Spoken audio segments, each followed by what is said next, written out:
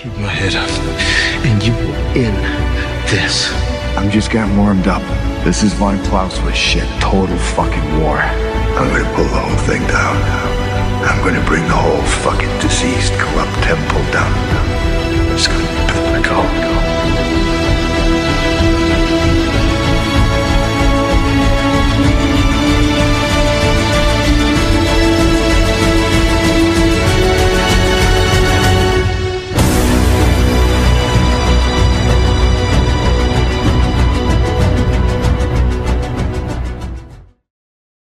Lysander Spooner, född 19 januari 1808 i Worcester County i Massachusetts, död 14 maj 1887 i Boston i Massachusetts, var en amerikansk jurist, individualanarkist, slaverimotståndare och frän kritiker av statsmakten.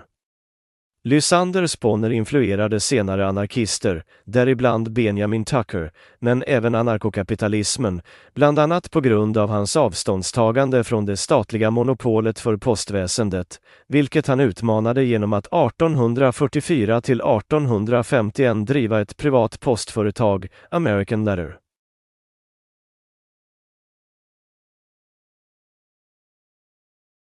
The Constitution of No Authority by Lysander Spooner. Chapter 1. The Constitution has no inherent authority or obligation. It has no authority or obligation at all, unless as a contract between man and man. And it does not so much as even purport to be a contract between persons now existing. It purports at most to be only a contract between persons living 80 years ago. And it can be supposed to have been a contract then only between persons who had already come to years of discretion so as to be competent to make reasonable and obligatory contracts. Furthermore, we know historically that only a small portion even of the people then existing were consulted on the subject, or asked, or permitted to express either their consent or dissent in any formal manner. Those persons, if any, who did give their consent formally are all dead now. Most of them have been dead 40, 50, 60, or 70 years. And the Constitution, so far as it was their contract, died with them. They had no natural power or right to make it obligatory upon their children. It is not only plainly impossible, in the nature of things, that they could bind their posterity, but they did not even attempt to bind them.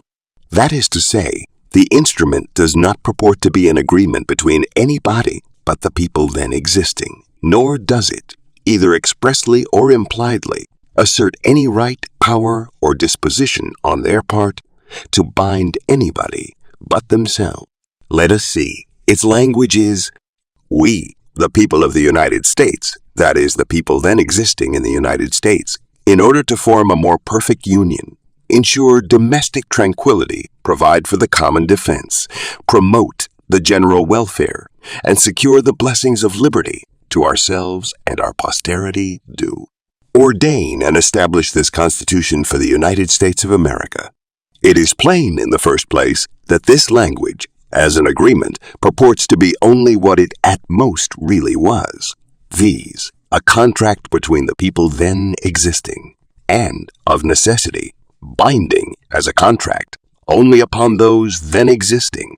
In the second place, the language neither expresses nor implies that they had any intention or desire, nor that they imagined they had any right or power to bind their posterity to live under it. It does not say that their posterity will, shall, or must live under it.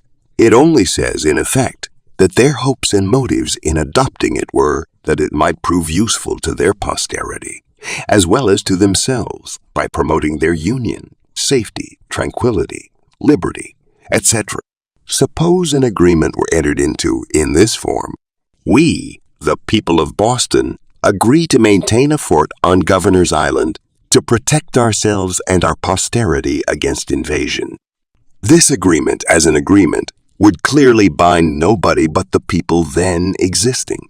Secondly, it would assert no right, power, or disposition on their part to compel their posterity to maintain such a fort. It would only indicate that the supposed welfare of their posterity was one of the motives that induced the original parties to enter into the agreement. When a man says he is building a house for himself and his posterity, he does not mean to be understood as saying that he has any thought of binding them, nor is it to be inferred that he is so foolish as to imagine that he has any right or power to bind them, to live in it. So far as they are concerned, he only means to be understood as saying that his hopes and motives in building it are that they, or at least some of them, may find it for their happiness to live in it. So when a man says he is planting a tree for himself and his posterity, he does not mean to be understood as saying that he has any thought of compelling them, nor is it to be inferred that he is such a simpleton as to imagine that he has any right or power to compel them to eat the fruit. So far as they are concerned, he only means to say that his hopes and motives in planting the tree are that its fruit may be agreeable to them. So it was with those who originally adopted the Constitution. Whatever may have been their personal intentions, the legal meaning of their language, so far as their posterity was concerned, simply was that their hopes and motives in entering into the agreement were that it might prove useful and acceptable to their posterity, that it might promote their union, safety, tranquility, and welfare, and that it might tend to secure to them the blessings of liberty. The language does not assert nor at all imply any right, power, or disposition on the part of the original parties to the agreement to compel their posterity to live under it. If they had intended to bind their posterity to live under it, they should have said that their object was not to secure to them the blessings of liberty, but to make slaves of them. For if their posterity are bound to live under it, they are nothing less than the slaves of their foolish, tyrannical, and dead grandfathers. It cannot be said that the Constitution formed the people of the United States for all time into a corporation. It does not speak of the people as a corporation, but as individuals. A corporation does not describe itself as we, nor as people, nor as ourselves. Nor does a corporation, in legal language, have any posterity. It supposes itself to have, and speaks of itself as having perpetual existence as a single individuality. Moreover, no body of men existing at any one time have the power to create a perpetual corporation. A corporation can become practically perpetual only by the voluntary accession of new members, as the old ones die off. But for this voluntary accession of new members, the corporation necessarily dies with the death of those who originally composed it. Legally speaking, therefore, there is in the Constitution nothing that professes or attempts to bind the posterity of those who established it. If, then, those who established the Constitution had no power to bind, and did not attempt to bind their posterity, the question arises whether their posterity have bound themselves. If they have done so, they can have done so in only one or both of these two ways, viz., by voting and paying taxes. Chapter 2. Let us consider these two matters, voting and tax-paying, separately. And first of voting. All the voting that has ever taken place under the Constitution has been of such a kind that it not only did not pledge the whole people to support the Constitution, but it did not even pledge any one of them to do so, as the following considerations show. 1. In the very nature of things, the act of voting could bind nobody but the actual voters. But owing to the property qualifications required, it is probable that, during the first 20 or 30 years under the Constitution, not more than 1/10, 15th, or perhaps 20th of the whole population, black and white, men, women, and minors, were permitted to vote. Consequently, so far as voting was concerned, not more than 1/10, 15th, or 20th of those then existing could have incurred any obligation to support the Constitution. At the present time, it is probable that not more than 1/6 of the whole population are permitted to vote. Consequently, so far as voting is concerned, the other 5/6 can have given no pledge that they will support the Constitution. 2. Of the 1/6 that are permitted to vote, probably not more than 2/3, about 1/9 of the whole population, have usually voted. Many never vote at all. Many vote at all. Many vote only once in 2, 3, 5, or 10 years, in periods of great excitement. No one, by voting, can be said to pledge himself for any longer period than that for which he votes. If, for example, I vote for an officer who is to hold his office for only a year, I cannot be said to have thereby pledged myself to support the government beyond that term. Therefore, on the ground of actual voting, it probably cannot be said that more than 1/9 or 1/8 of the whole population are usually under any pledge to support the Constitution. 3. It cannot be said that by voting, a man pledges himself to support the Constitution unless the act of voting be a perfectly voluntary one on his part. Yet the act of voting cannot properly be called a voluntary one on the part of any very large number of those who do vote. It is rather a measure of necessity imposed upon them by others than one of their own choice. On this point, I repeat what was said in a former number. In truth, in the case of individuals, their actual voting is not to be taken as proof of consent, even for the time being. On the contrary, it is to be considered that, without his consent having even been asked, a man finds himself environed by a government that he cannot resist, a government that he cannot resist, a government that he cannot resist, a government forces him to pay money, render service, and forego the exercise of many of his natural rights, under peril of weighty punishments.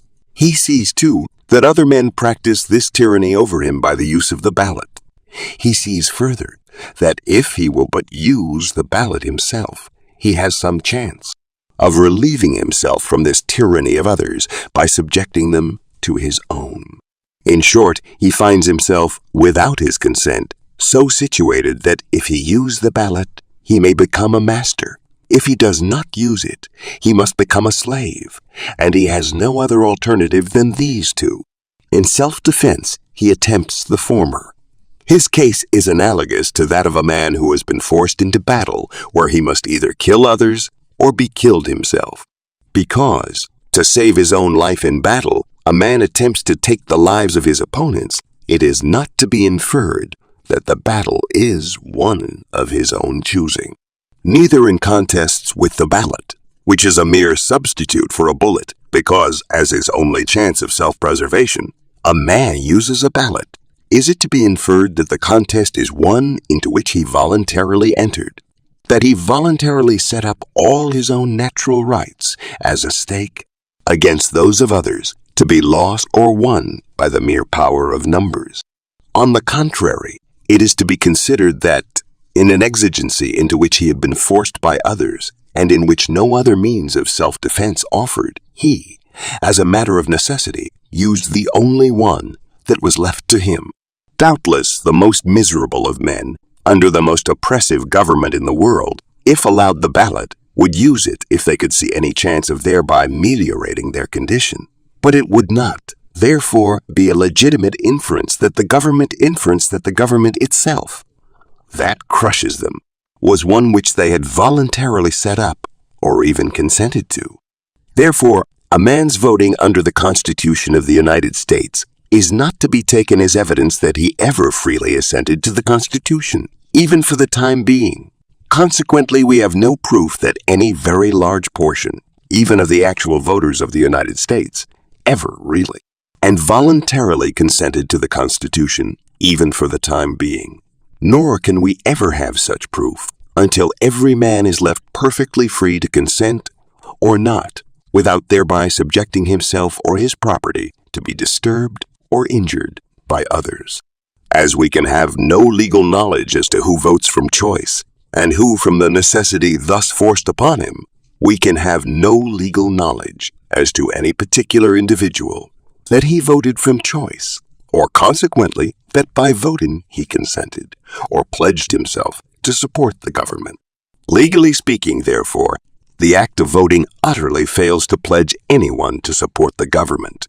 It utterly fails to prove that the government rests upon the voluntary support of anybody. On general principles of law and reason, It cannot be said that the government has any voluntary supporters at all until it can be distinctly shown who its voluntary supporters are.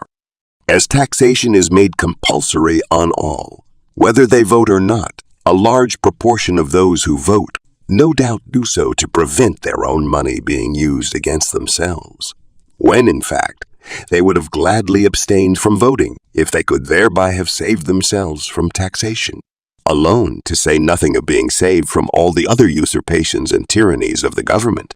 To take a man's property without his consent, and then to infer his consent because he attempts, by voting, to prevent that property from being used to his injury, is a very insufficient proof of his consent to support the Constitution. It is, in fact, no proof at all.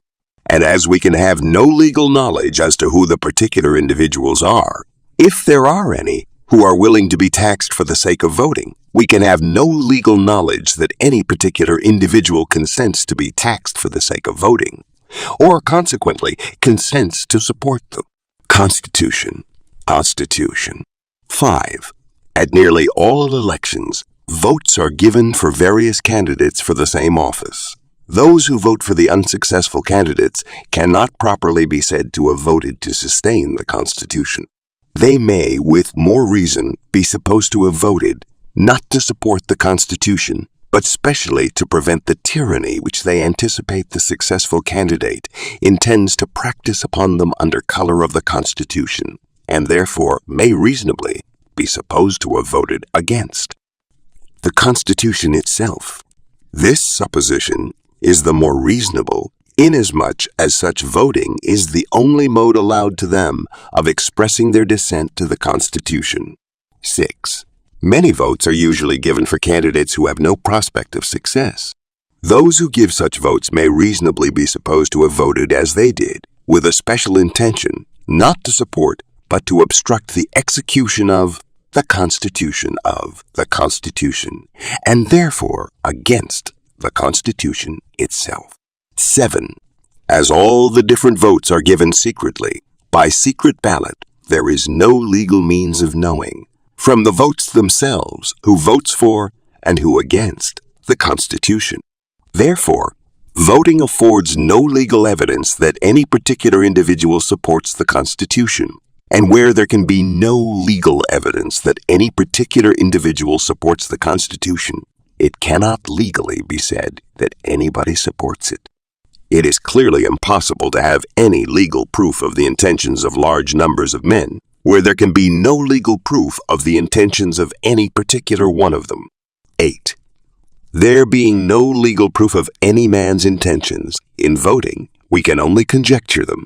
As a conjecture, it is probable that a very large proportion of those who vote do so on this principle, viz., that if, by voting, they could but get the government into their own hands or that of their friends, and use its powers against their opponents, they would then willingly support the Constitution. But if their opponents are to have the power and use it against them, then they would not willingly support the Constitution. In short, men's voluntary support of the Constitution is doubtless, in most cases, wholly contingent upon the question whether, by means of the Constitution, they can make themselves masters or are to be made slaves. Such contingent consent as that is in law and reason, no consent at all. As everybody who supports the Constitution by voting, if there are any such, does so secretly by secret ballot, and in a way to avoid all personal responsibility for the act of his agents or representatives, it cannot legally or reasonably be said that anybody at all supports the Constitution by voting. No man can reasonably or legally be said to do such a thing as to assent to or support the Constitution, unless he does it openly and in a way to make himself personally responsible for the acts of his agents, so long as they act within the limits of the power he delegates to them. As all voting is secret, by secret ballot, and as all secret governments are necessarily only secret bands of robbers, tyrants, sixteens, and murderers, the general fact that our government is practically carried on by means of such voting only proves that there is among us a secret band of robbers tyrants and murderers, whose purpose is to rob, enslave, and so far as necessary to accomplish their purposes, murder the rest of the people. The simple fact of the existence of such a band does nothing towards proving that the people of the United States, or any one of them, voluntarily supports the Constitution. For all the reasons that have now been given, voting furnishes no legal evidence as to who the particular individuals are, if there are any, who voluntarily support the Constitution. It therefore furnishes no legal evidence that anybody supports it voluntarily. So far, therefore, as voting is concerned, the Constitution, legally speaking, has no supporters at all. And, as a matter of fact, there is not the slightest probability that the Constitution has a single bona fide supporter in the country. That is to say, there is not the slightest probability that there is a single man in the country who both understands what the Constitution really is and sincerely supports it for what it really is. The ostensible supporters of the Constitution, like the ostensible supporters of most other governments, are made up of three classes. 1. Knaves, a numerous and active class who see in the government an instrument which they can use for their own aggrandizement or wealth.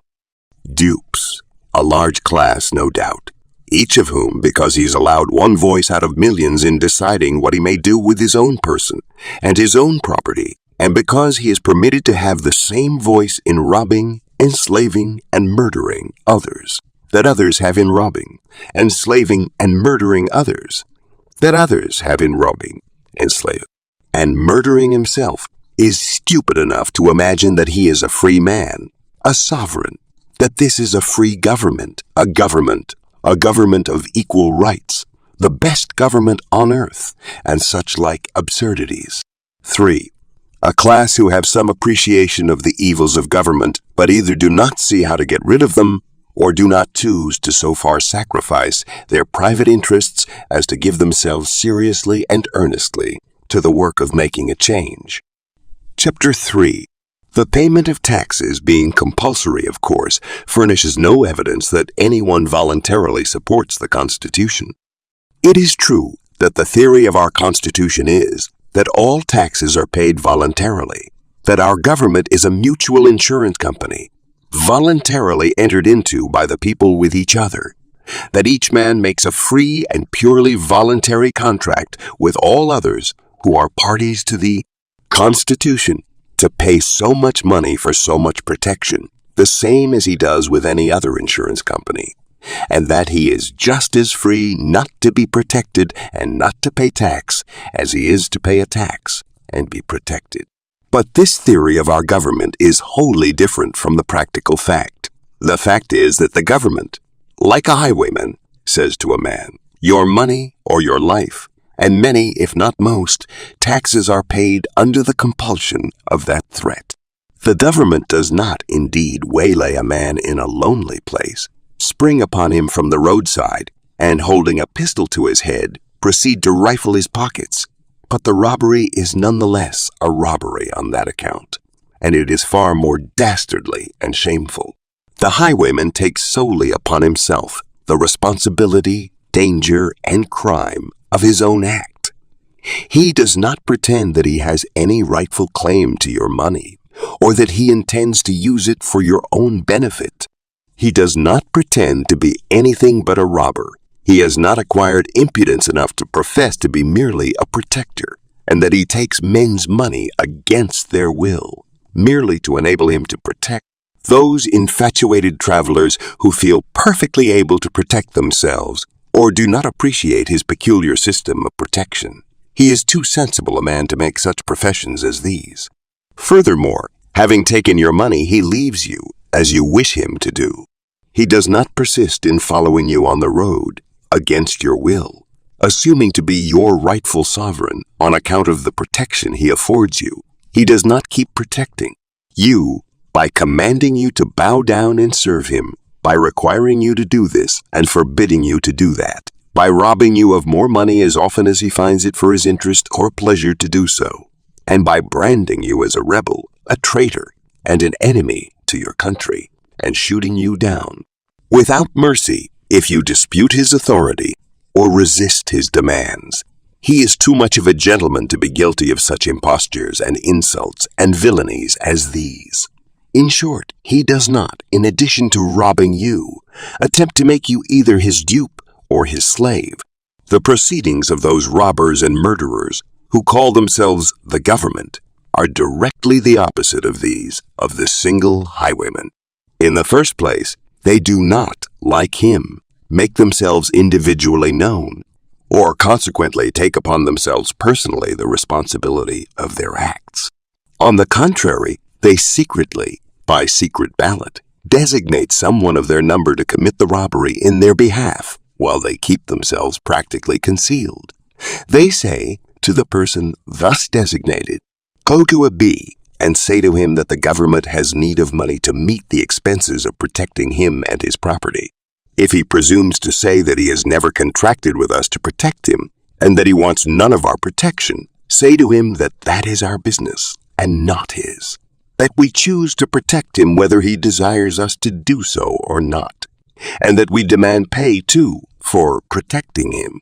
If he dares to inquire who the individuals are, who have thus taken upon themselves the title of the government, and who assume to protect him and demand payment of him without his having ever made any contract with them, say to him that that too is our business and not his, that we do not choose to make ourselves individually known to him, that we have secretly, our agent, to give him notice of our demands, and, if he complies with them, to give him, in our name, a receipt that will protect him against any similar demand for the present year. If he refuses to comply, seize and sell enough of his property to pay not only our demands, but all your own expenses and trouble beside. If he resists the seizure of his property, call upon the bystanders to help you. Doubtless some of them will prove to be members of our band. If, in defending his property, he should kill any of our band who are assisting you, capture him at all hazards, charge him in one of our courts with murder, convict him and hang him. If he should call upon his neighbors or any others who, like him, may be disposed to resist our demands, and they should come in large numbers to his assistance, cry out that they are all rebels and traitors, that our country is in danger. Call upon the commander of our hired murderers. Tell him to quell the rebellion and save the country, cost what it may. Tell him to kill all who resist, though they should be hundreds of thousands, and thus strike terror into all others similarly disposed. See that the work of murder is thoroughly done, that we may have no further trouble of this kind hereafter. When these traitors shall have thus been taught our strength and our determination, they will be good loyal citizens for many years, and pay their taxes without a why or a wherefore. It is under such compulsion as this that taxes, so-called, are paid, and how much proof the payment of taxes affords that the people consent to support the government, it needs no further argument to show. 2. Still another reason why the payment of taxes implies no consent or pledge to support the government is that the taxpayer does not know and has no means of knowing who the particular individuals are who compose the government. To him, the government is a myth, an abstraction, an incorporeality with which he can make no contract and to which he can give no consent and make no pledge. He knows it only through its pretended agents. The government itself he never sees. He knows indeed by common report that certain persons of a certain age are permitted to vote, and thus to make themselves parts of, or, if they choose, opponents of, the government for the time being. But who of them do thus vote, and especially how each one votes, whether so as to aid or oppose the government, he does not know, the voting being all done secretly by secret ballot. Who, therefore, practically compose the government, for the time being, he has no means of knowing.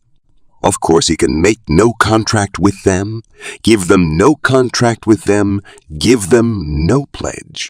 Of necessity, therefore, his paying taxes to them implies, on his part, no contract, consent or pledge to support them. That is, to support the government or the Constitution. 3. Not knowing who the particular individuals are who call themselves the government, the taxpayer does not know whom he pays his taxes to. All he knows is that a man comes to him representing himself to be the agent of the government, that is, the agent of a secret band of robbers and murderers who have taken to themselves the title of the government and have determined to kill everybody who refuses to give them whatever money they demand. To save his life, he gives up his money to this agent. But as this agent does not make his principles individually known to the taxpayer, the latter, after he has given up his money, knows no more who are the government, that is, who were the robbers, than he did before.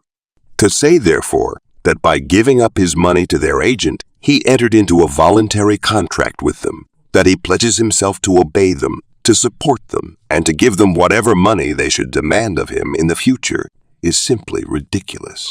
4. All political power, as it is called, rests practically upon this matter of money. Any number of scoundrels having money enough to start with can establish themselves as a government, because, with money, they can hire soldiers, and with soldiers extort more money, and also compel general obedience to their will. It is with government, as Caesar said it was in war, that money and soldiers mutually supported each other.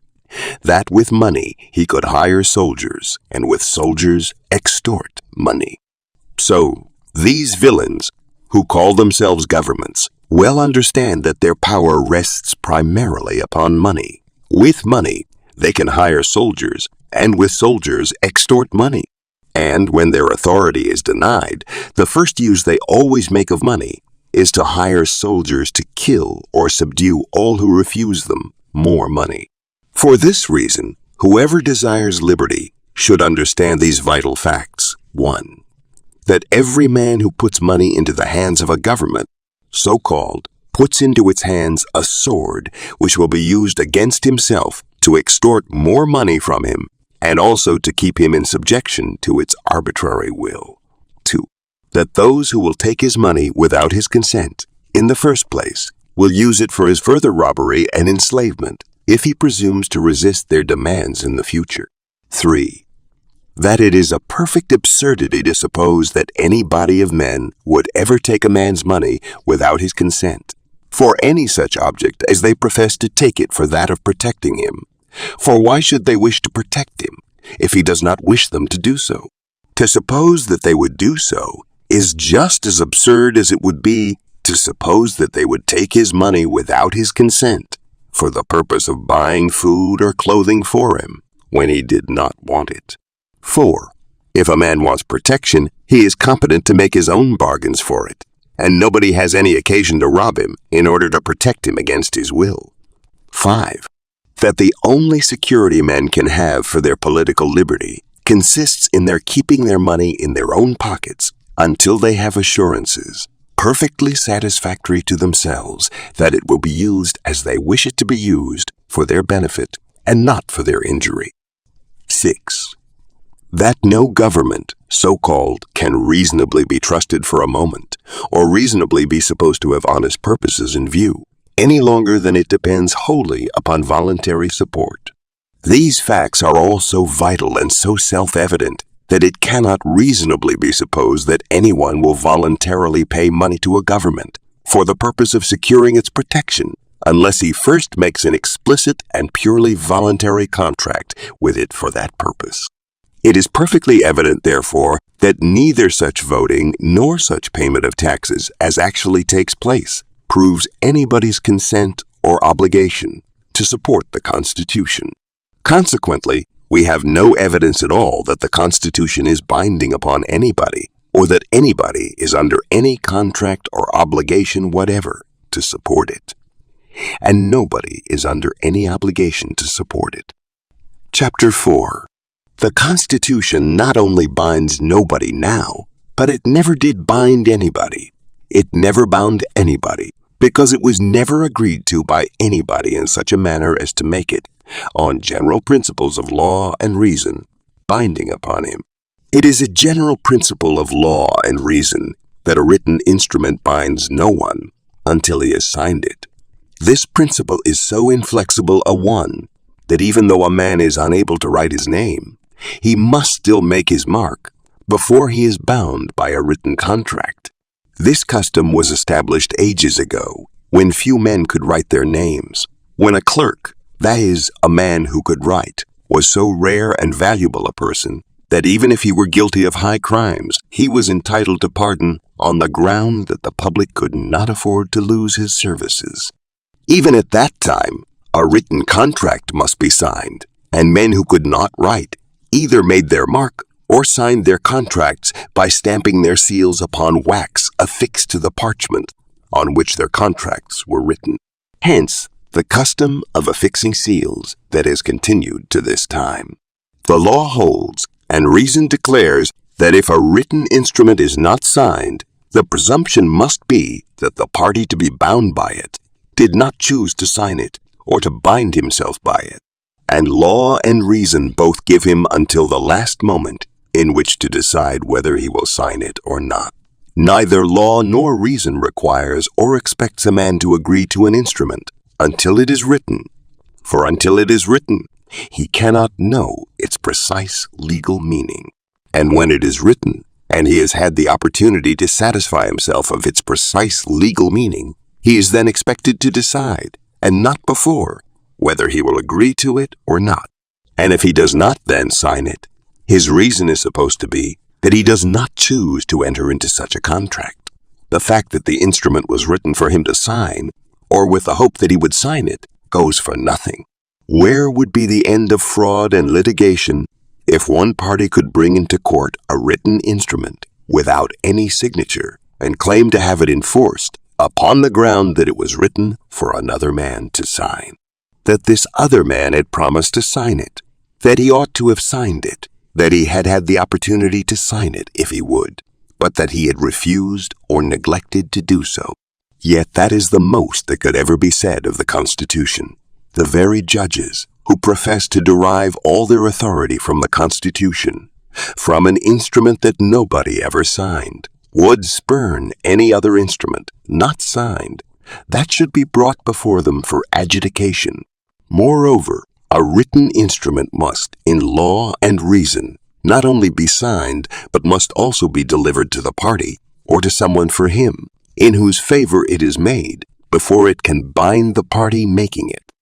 The signing is of no effect, unless the instrument be also delivered, and a party is at perfect liberty to refuse to deliver a written instrument. After he has signed it, he is as free to refuse to deliver it, as he is to refuse to sign it. The Constitution was not only never signed by anybody, but it was never delivered by anybody or to anybody's agent or attorney.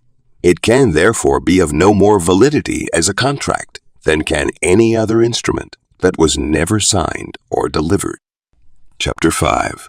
As further evidence of the general sense of mankind as to the practical necessity there is that all men's important contracts, especially those of a permanent nature, should be both written and signed, the following facts are pertinent.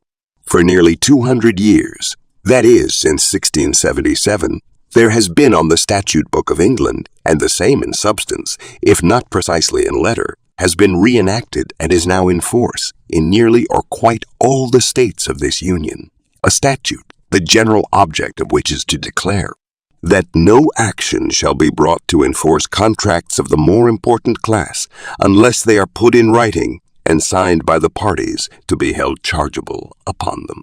The principle of the statute, be it observed, is not merely that written contracts shall be signed, but also that all contracts, except those specially exempted, generally those that are for small amounts, and are to remain in force but for a short time, shall be both written and signed.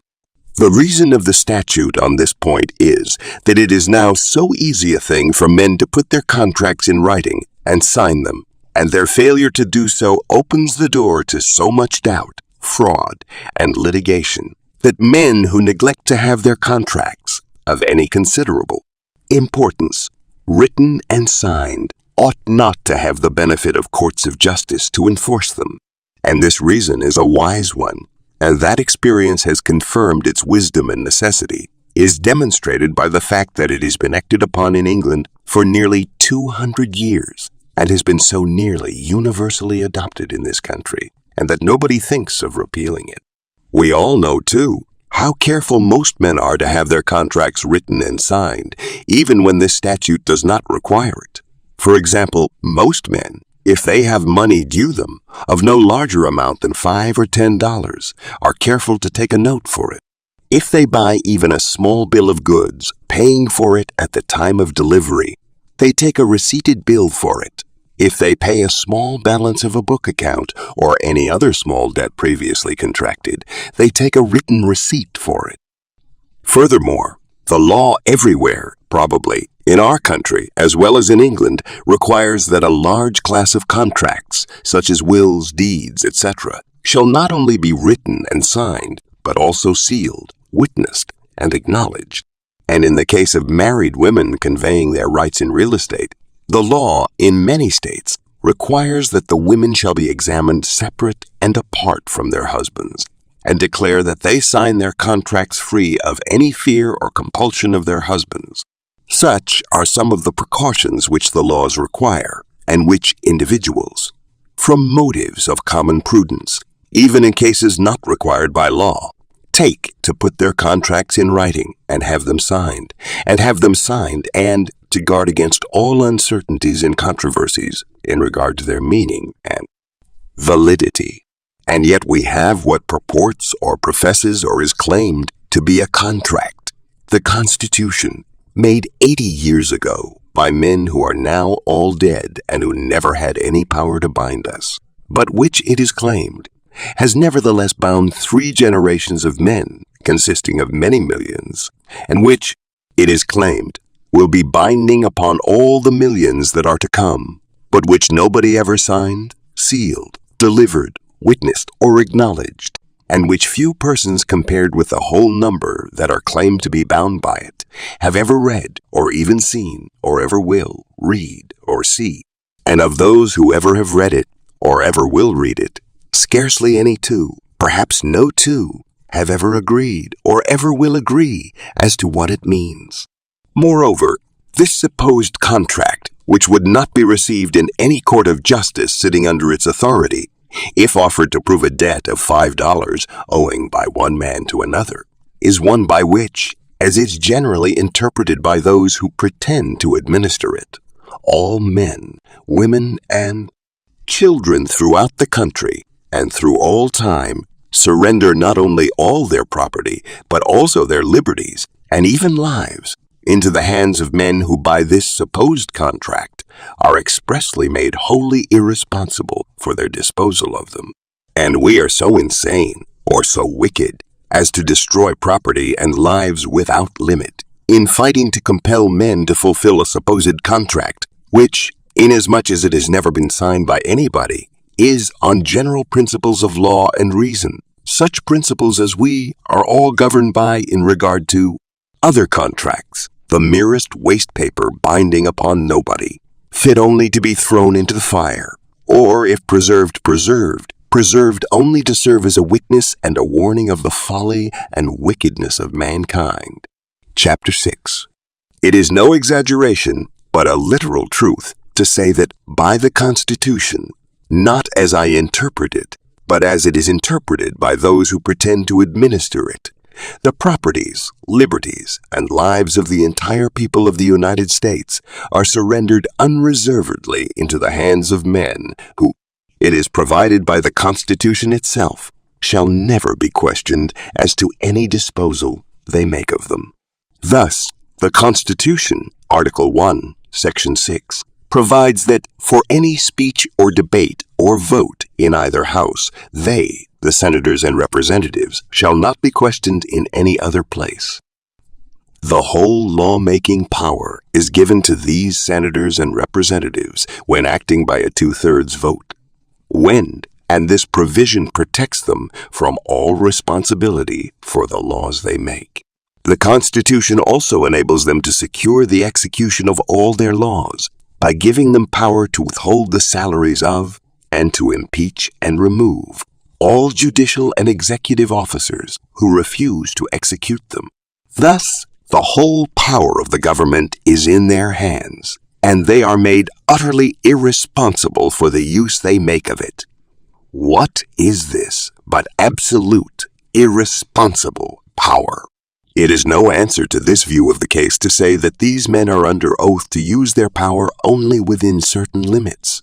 For what care they, or what should they care, for oaths or limits, when it is expressly provided by the Constitution itself that they shall never be questioned or held to any responsibility whatever for violating their oaths or transgressing those limits? Neither is it any answer to this view of the case to say that the particular individuals holding this power can be changed once in 2 or 6 years, for the power of each set of men is absolute during the term for which they hold it, and when they can hold it no longer, they are succeeded only by men whose power will be equally absolute and irresponsible. Neither is it any answer to this view of the case to say that the men holding this absolute, irresponsible power must be men chosen by the people, or portions of them, to hold it. A man is nonetheless a slave because he is allowed to choose a new master once in a term of years. Neither are a people any the less slaves because permitted periodically to choose new masters. What makes them slaves is the fact that they now are, and are always hereafter to be, in the hands of men whose power over them is, and always is to be, absolute and irresponsible. The right of absolute and irresponsible dominion is the right of property, and the right of property is the right of absolute, irresponsible dominion. The two are identical, the one necessarily implying the other. Neither can exist without the other. If, therefore, Congress have that absolute and irresponsible law-making power, which the Constitution, according to their interpretation of it, gives them, it can only be because they own us as property. If they own us as property, they are our masters, and their will is our law. If they do not own us as property, they are not our masters, and their will, as such, is of no authority over us. But these men who claim and exercise this absolute and irresponsible dominion over us dare not be consistent and claim either to be our masters or to own us as property. They say they are only our servants, agents, attorneys, and representatives, but this declaration involves an absurdity, a contradiction. No man can be my servant, agent, attorney, or representative, and be, at the same time, uncontrollable by me and irresponsible to me for his acts. It is of no importance that I appointed him and put all power in his hands. If I made him uncontrollable by me and irresponsible to me, he is no longer my servant, agent, attorney, or representative. If I gave him absolute irresponsible power over my property, I gave him the property. If I gave him absolute irresponsible power over myself, I made him my master and gave myself to him as a slave. And it is of no importance whether I called him master or servant, agent or owner. The only question is, what power did I put into his hands? Was it an absolute and irresponsible one, or a limited and responsible one? For still another reason, they are neither our servants, agents, attorneys, nor representatives. And that reason is that we do not make ourselves responsible for their acts. If a man is my servant, agent, or attorney, I necessarily make myself responsible for all his acts done within the limits of the power I have entrusted to him. If I have entrusted him, as my agent, with either absolute power or any power at all over the persons or properties of other men than myself, I thereby necessarily make myself responsible to those other persons for any injuries he may do them, so long as he acts within the limits of the power I have granted him. But no individual who may be injured in his person or property by acts of Congress can come to the individual electors and hold them responsible for these acts of their so-called agents or representatives or representatives. This fact proves that these pretended agents of the people, of everybody, are really the agents of nobody. If, then, nobody is individually responsible for the acts of Congress, the members of Congress are nobody's agents. And if they are nobody's agents, they are themselves individually responsible for their own acts, and for the acts of all whom they employ. And the authority they are exercising is simply their own individual authority. And, by the law of nature, the highest of all laws, anybody injured by their acts, anybody who is deprived by them of his property or his liberty, has the same right to hold them individually responsible that he has to hold any other trespasser individually responsible. He has the same right to resist them and their agents that he has to resist any other trespassers. Chapter 7.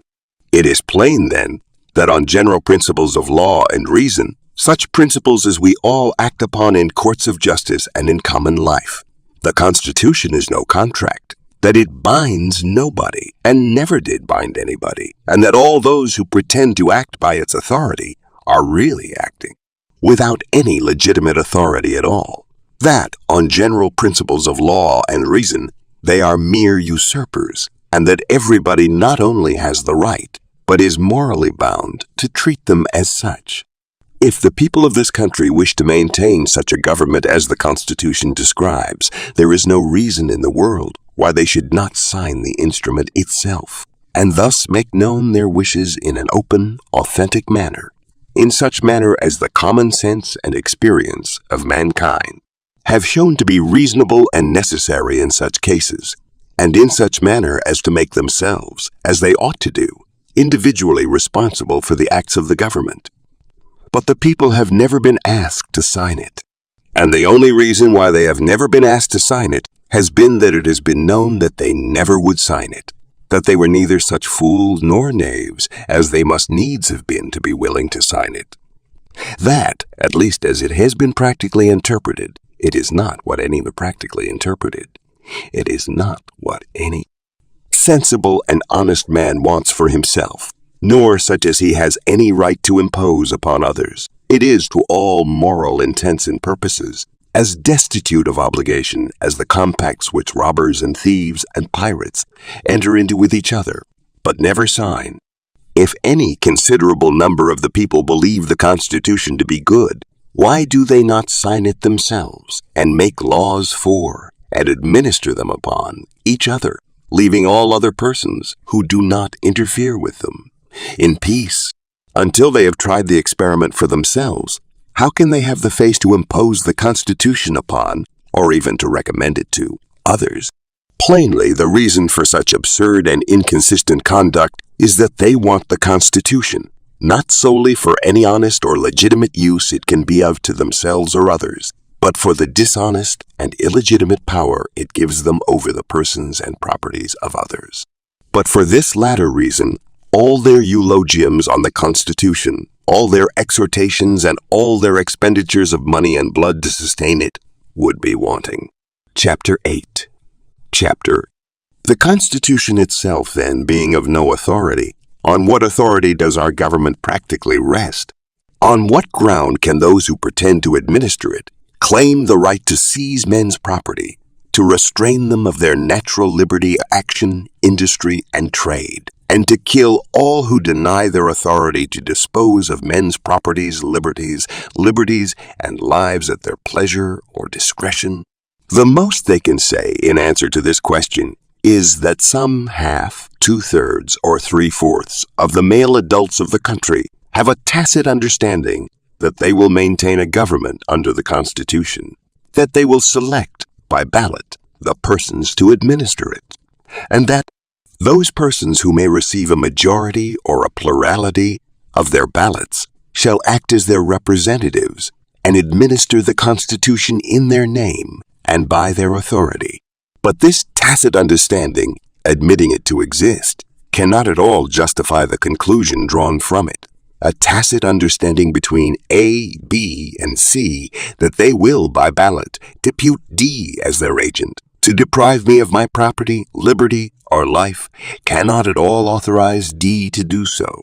He is none the less a robber, tyrant, and murderer, because he claims to act as their agent than he would be if he avowedly acted on his own responsibility alone. Neither am I bound to recognize him as their agent, nor can he legitimately claim to be their agent when he brings no written authority from them, accrediting him as such. I am under no obligation to take his word as to who his principles may be, or whether he has any. Bringing no credentials, I have a right to say he has no such authority, even as he claims to have, and that he is therefore intending to rob, enslave, or murder me on his own account.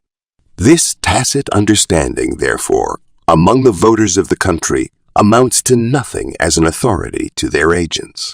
Neither do the ballots by which they select their agents avail any more than does their tacit understanding, for their ballots are given in secret and therefore in a way to avoid any personal responsibility for the acts of their agents.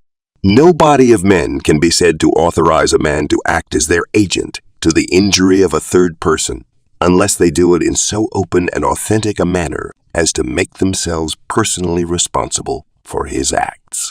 None of the voters in this country appoint their political agents in any open, authentic manner or in any manner to make themselves responsible for their acts. Therefore, these pretended agents cannot legitimately claim to be really agents. Somebody must be responsible for the acts of these pretended agents. And if they cannot show any open and authentic credentials from their principles, they cannot, in law or reason, be said to have any principles. The maxim applies here that what does not appear does not exist. If they can show no principles, they have none. But even these pretended agents do not themselves know who their pretended principles are. These latter act in secret. For acting by secret ballot is acting in secret as much as if they were to meet in secret conclave in the darkness of the night. And they are personally as much unknown to the agents they select as they are to others. No pretended agent, therefore, can ever know by whose ballots he is selected, or consequently, who his real principles are. Not knowing who his principles are, he has no right to say that he has any. He can, at most, say only that he is the agent of a secret band of robbers and murderers who are bound by that faith which prevails among confederates in crime to stand by him, if his acts, done in their name, shall be resisted. Men honestly engaged in attempting to establish justice in the world have no occasion thus to act in secret, or to appoint agents to do acts for which they, the principals, are not willing to be responsible. The secret ballot makes a secret government, and a secret government is a secret band of robbers and murderers. Open despotism is better than this. The single despot stands out in the face of all men and says, "I am the state. My will is law. I am your master. I take the responsibility of my acts. The only arbiter I acknowledge is the sword. If anyone denies my right, let him try conclusions with me." But a secret government is little less than a government of assassins. Under it, a man knows not who his tyrants are until they have struck, and perhaps not then. He may guess beforehand as to some of his immediate neighbors, but he really knows nothing. The man to whom he would most naturally fly for protection may prove an enemy when the time of trial comes. This is the kind of government we have, and it is the only one we are likely to have until men are ready to say, "We will consent to no constitution except such an one as we are neither ashamed nor afraid to sign, and we will authorize no government to do anything in our name which we are not willing to be personally responsible for." Chapter 9. What is the motive to the secret ballot? This, and only this. Like other confederates in crime, those who use it are not friends, but enemies, and they are afraid to be known and to have their individual doings known, even to each other. They can contrive to bring about a sufficient understanding to enable them to act in concert against other persons, but beyond this, they have no confidence and no friendship among themselves. In fact, they are engaged quite as much in schemes for plundering each other as in plundering those who are not of them. and it is perfectly well understood among them that the strongest party among them will, in certain contingencies, murder each other by the hundreds of thousands, as they lately did do, to accomplish their purposes against each other. Hence they dare not be known, and have their individual doings known, even to each other. And this is avowedly the only reason for the ballot. For a secret government, a government by secret bands of robbers and murderers. And we are insane enough to call this liberty. To be a member of this secret band of robbers and murderers is esteemed a privilege and an honor. Without this privilege, a man is considered a slave, but with it, a free man. With it, he is considered a free man because he has the same power to secretly, by secret ballot, procure the robbery, enslavement, and murder of another man, and that other man has to procure his robbery, enslavement, and murder. And this they call equal rights. If any number of men, many or few, claim the right to govern the people of this country, let them make and sign an open compact with each other to do so. Let them thus make themselves individually known to those whom they propose to govern, and let them thus openly take the legitimate responsibility of their acts. How many of those who now support the Constitution will ever do this? How many will ever dare openly proclaim their right to govern, or take the legitimate responsibility of their acts? Not one. Chapter 10. It is obvious that, on general principles of law and reason, there exists no such thing as a government created by, or resting upon, any consent, compact, or agreement of the people of the United States with each other, that the only visible, tangible, responsible government that exists is that of a few individuals only who act in concert and call themselves by the several names of senators, representatives, presidents, judges, marshals, treasurers, collectors, generals, captains, etc.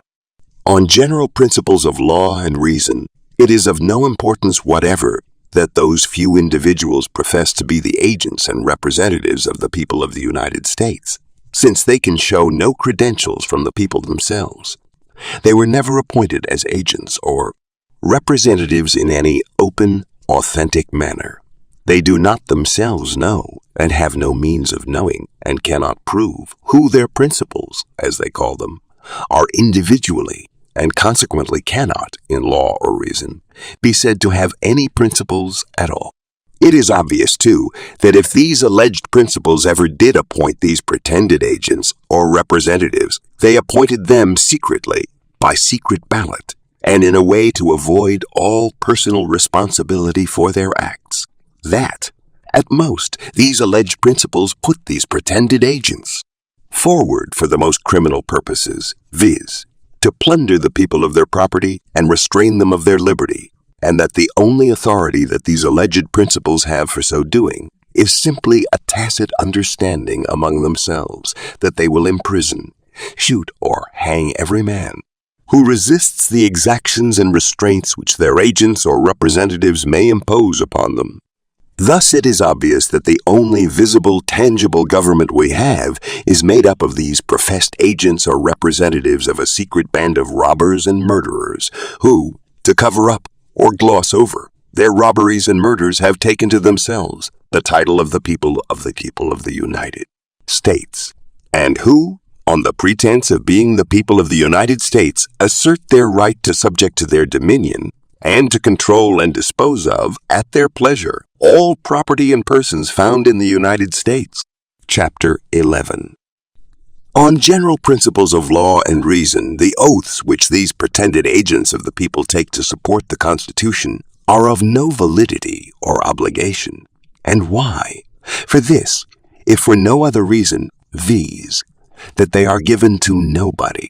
There is no privity, as the lawyers say, that is, no mutual recognition, consent, and agreement between those who take these oaths and any other persons.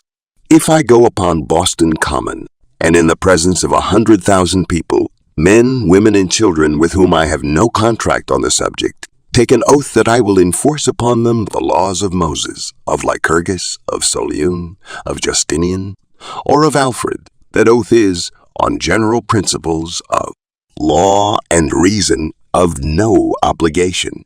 It is of no obligation, not merely because it is intrinsically a criminal one, but also because it is given to nobody, and consequently pledges my faith to nobody. It is merely given to the winds. It would not alter the case at all to say that, among these 100,000 persons in whose presence the oath was taken, there were 2, 3, or 5,000 male adults who had by secret ballot, and in a way to avoid making themselves individually known to me, or to the remainder of the 100,000, designated me as their agent to rule, control, plunder, and, if need be, murder these 100,000 people. The fact that they had designated me secretly, and in a manner to prevent my knowing them individually, prevents all privity between them and me, and consequently makes it impossible that there can be any contract or pledge of faith on my part towards them, for it is impossible that I can pledge my faith, in any legal sense, to a man whom I neither know nor have any means of knowing individually. So far as I am concerned, then, these 2, 3, or 5,000 persons are a secret band of robbers and murderers who have secretly, and in a way to save themselves from all responsibility for my acts, designated me as their agent, and have, through some other agent or pretended agent, made their wishes known to me, but being, nevertheless, individually unknown to me, and having no open, authentic contract with me. My oath is, on general principles of law and reason, of no validity as a pledge of faith to them. And being no pledge of faith to them, it is no pledge of faith to anybody. It is mere idle wind.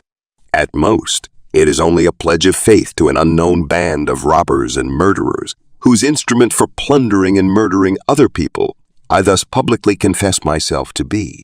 And it has no other obligation than a similar oath given to any other unknown body of pirates, robbers, and murderers. For these reasons, the oaths taken by members of Congress to support the Constitution are, on general principles of law and reason, of no validity. They are not only criminal in themselves, and therefore void, but they are also void, for they are given to nobody. It cannot be said that in any legitimate or legal sense they are given to the people of the United States, because neither the whole nor any large proportion of the whole people of the United States ever, either openly or secretly, appointed or designated these men as their agents to carry the Constitution into effect. The great body of the people, that is, men, women, and children, were never asked or even permitted to signify, in any formal manner, either openly or secretly, their choice or wish on the subject. The most that these members of Congress can say in favor of their appointment is simply this. Each one can say for himself, I have evidence satisfactory to myself that there exists, scattered throughout the country, a band of men having a tacit understanding with each other, and calling themselves the people of the United States, whose general purposes are to control and plunder each other and all other persons in the country, and, so far as they can, even in neighboring countries, and to kill every man who shall attempt to defend his person and property against their schemes of plunder and dominion. Who these men are, individually, I have no certain means of knowing, for they sign no papers and give no open, authentic evidence of their individual membership. They are not known individually even to each other. They are apparently as much afraid of being individually known to each other as of being known to other persons. Hence, they ordinarily have no mode either of exercising or of making known their individual membership otherwise than by giving their votes secretly for certain agents to do their will. But although these men are individually unknown, both to each other and to other persons, it is generally understood in the country that none but male persons of the age of 21 years and upwards can be members. It is also generally understood that all male persons born in the country having certain complexions and, in some localities, certain amounts of property and, in certain cases, Even persons of foreign birth are permitted to be members.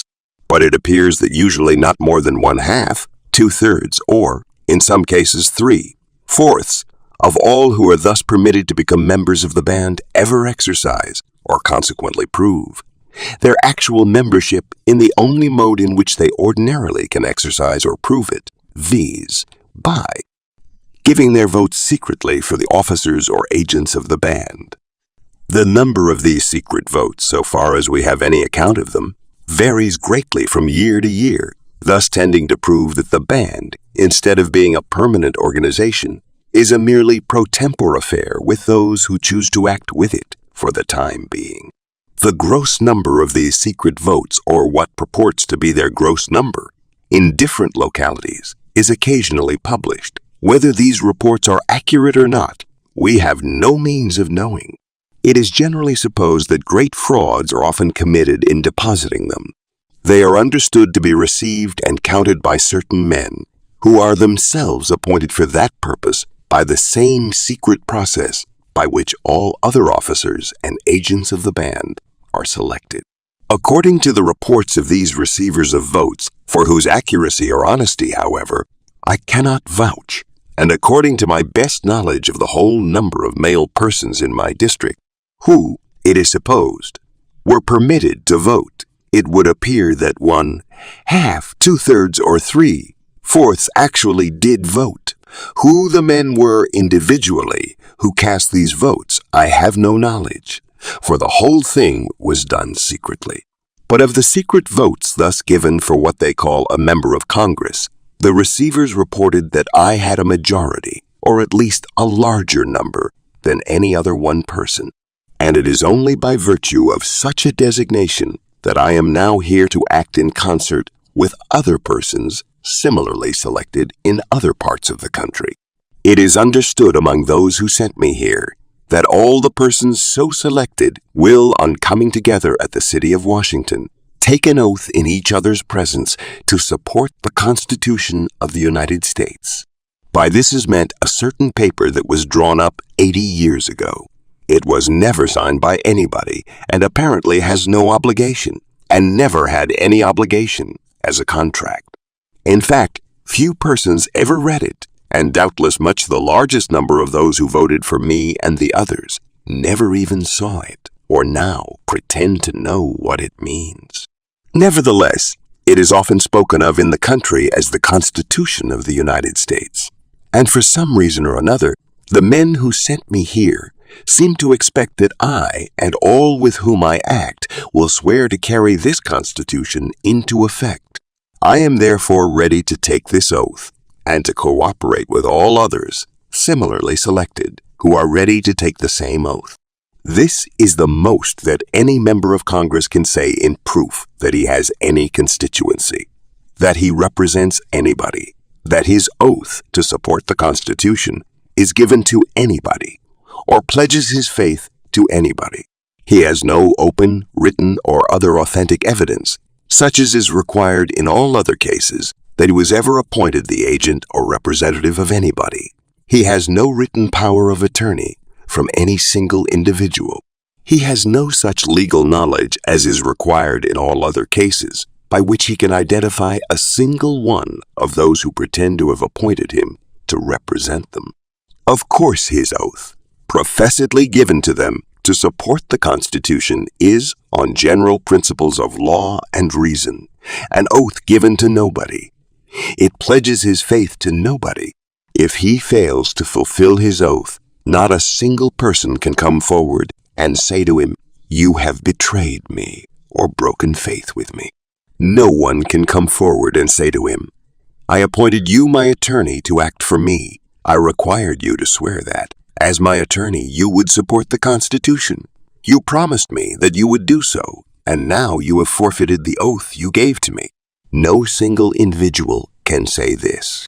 No open, avowed, or responsible association or body of men can come forward and say to him, "We appointed you our attorney to act for us. We required you to swear that, as our attorney, you would support the Constitution. You promised us that you would do so, and now you have forfeited the oath you gave to us."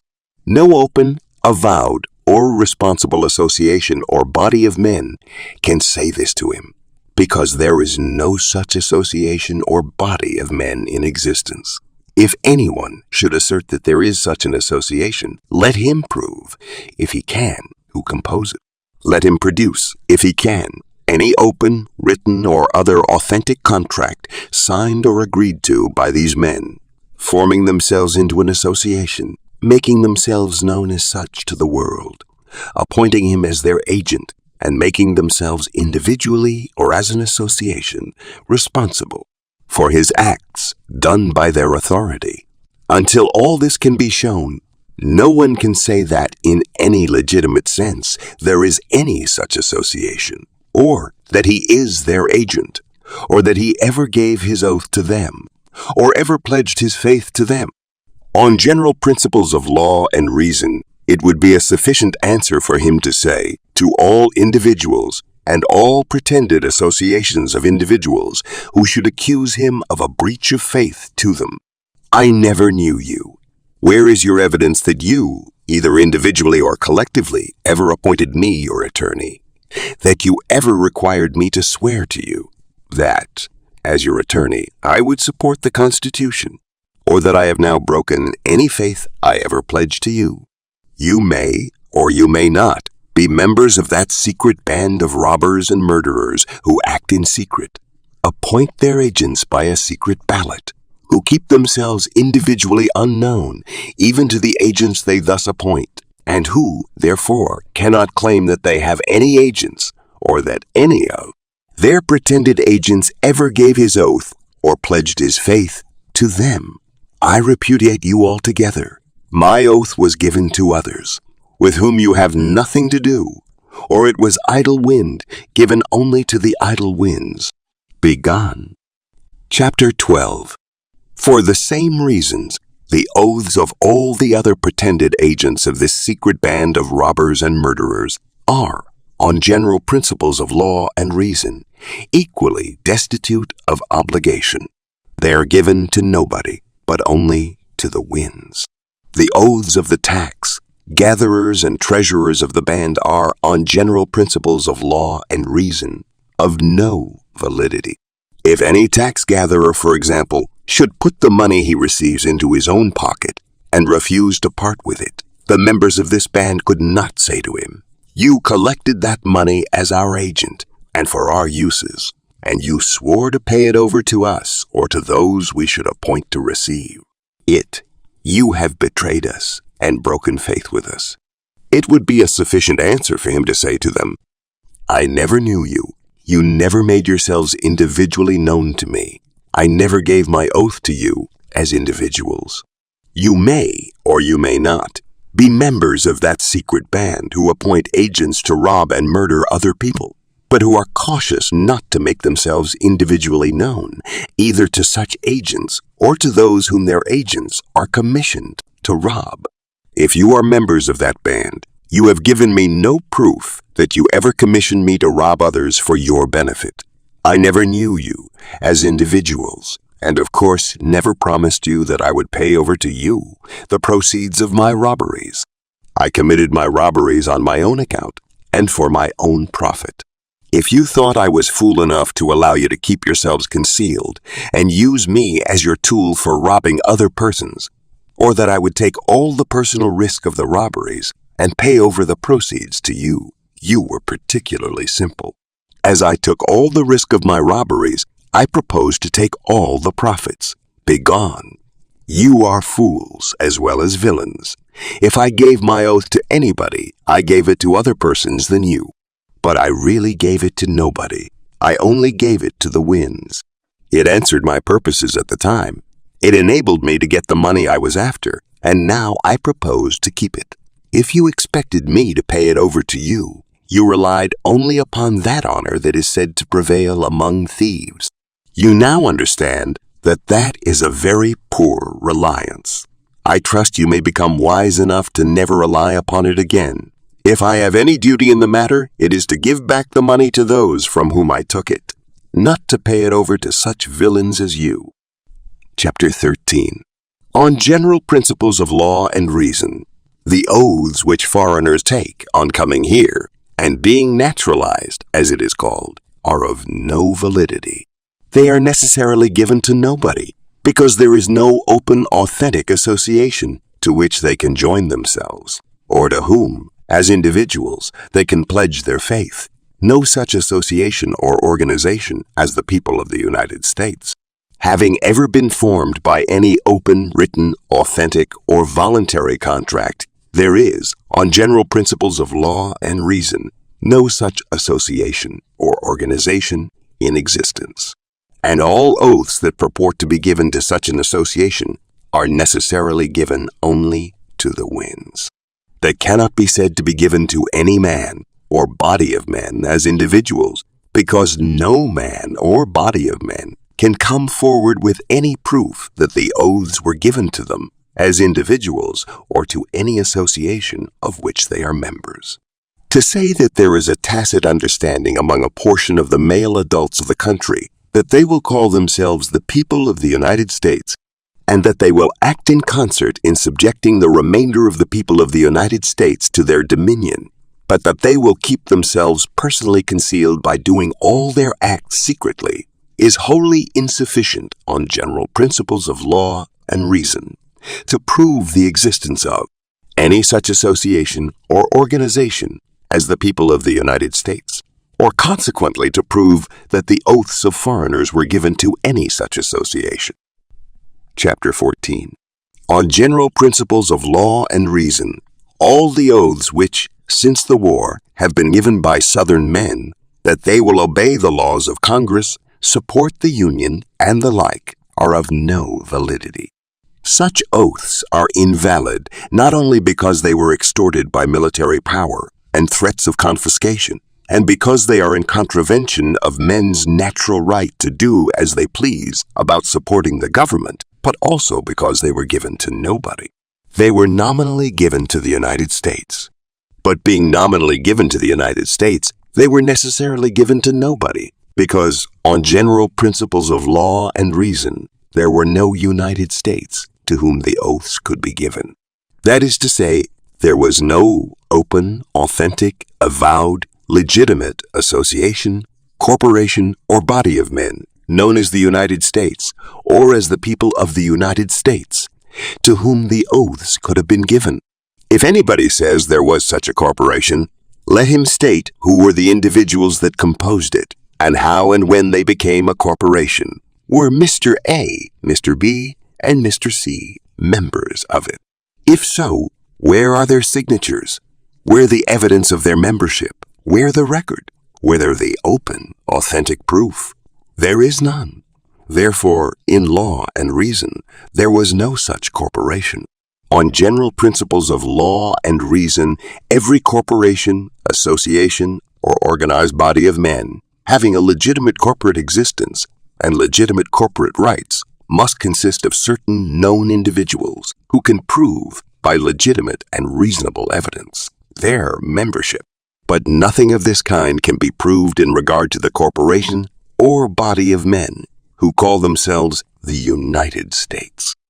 Not a man of them, in all the northern states, can prove by any legitimate evidence, such as is required to prove membership in other legal corporations, that he himself, or any other man whom he can name, is a member of any corporation or association called the United States, or the people of the United States, or, consequently, that there is any such corporation.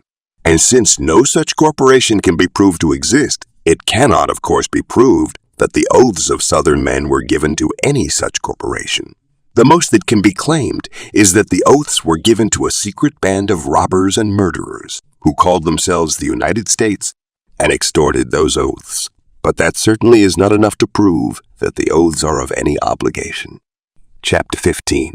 On general principles of law and reason, the oaths of soldiers, that they will serve a given number of years, that they will obey the orders of their superior officers, that they will bear true allegiance to the government, and so forth, are of no obligation. Independently of the criminality of an oath, that for a given number of years he will kill all whom he may be commanded to kill, without exercising his own judgment or conscience as to the justice or necessity of such killing, there is this further reason why a soldier's oath is of no obligation that, like all the other oaths that have now been mentioned, it is given to nobody, there being, in no legitimate sense, any such corporation or nation as the United States, nor, consequently, in any legitimate sense, any such government as the government of the United States. A soldier's oath given to or contract made with such nation or government is necessarily an oath given to or a contract made with nobody. Consequently, such oath or contract can be of no obligation. Chapter 16. On general principles of law and reason, the treaties, so-called, which purport to be entered into with other nations by persons calling themselves ambassadors, secretaries, presidents, and senators of the United States in the name and in behalf of the people of the United States, are of no validity. These so-called ambassadors, secretaries, presidents, and senators who claim to be the agents of the people of the United States for making these treaties can show no open, written, or other authentic evidence that either the whole people of the United States or any other open, avowed, responsible body of men calling themselves by that name ever authorized these pretended ambassadors and others to make treaties in the name of or binding upon any one of the people of the United States or any other open, avowed, responsible body of men calling themselves by that name ever authorized these pretended ambassadors, secretaries, and others in their name and behalf to recognize certain other persons calling themselves emperors, kings, queens, and the like as the rightful rulers, sovereigns, masters, or representatives of the different peoples whom they assume to govern, to represent, and to bind. The nations, as they are called, with whom our pretended ambassadors, secretaries, presidents, and senators profess to make treaties are as much myths as our own. On general principles of law and reason, there are no such nations. That is to say, neither the whole people of England, for example, nor any open, avowed, responsible body of men calling themselves by that name, ever by any open, written, or other authentic contract with each other, formed themselves into any bona fide, legitimate association or organization, or authorized any king, queen, or other representative to make treaties in their name, or to bind them, either individually or as an association, by such treaties. Our pretended treaties, then, being made with no legitimate or bona fide nations or representatives of nations, and being made on our part by persons who have no legitimate authority to act for us, have intrinsically no more validity than a pretended treaty made by the man in the moon, with the man in the moon, with them. King of the Pleiades. Chapter 17. On general principles of law and reason, debts contracted in the name of the United States, or of the people of the United States, are of no validity. It is utterly absurd to pretend that debts to the amount of 2,500 millions of dollars are binding upon 35 or 40 millions of people, when there is not a particle of legitimate evidence, such as would be required to prove a private debt, that can be produced against anyone. Of them, that either he or his properly authorized attorney ever contracted to pay 1 cent. Certainly, neither the whole people of the United States nor any number of them ever separately or individually contracted to pay a cent of these debts. Certainly also, neither the whole people of the United States nor any number of them ever by any open, written, or other authentic and voluntary contract united themselves as a firm, corporation, or association by the name of the United States, or the people of the United States, or the people of the United States, and authorized their agents to contract debts in their name. Certainly, too, there is, in existence, no such firm, corporation, or association as the United States, or the people of the United States, formed by any open, written, or other authentic and voluntary contract, and having corporate property with which to pay these debts. How, then, is it possible, on any general principle of law or reason, that debts that are binding upon nobody individually can be binding upon 40 millions of people collectively when on general and legitimate principles of law and reason. These 40 millions of people neither have nor ever had any corporate property, never made any corporate or individual contract, and neither have nor ever had any corporate existence. Who then created these debts in the name of the United States?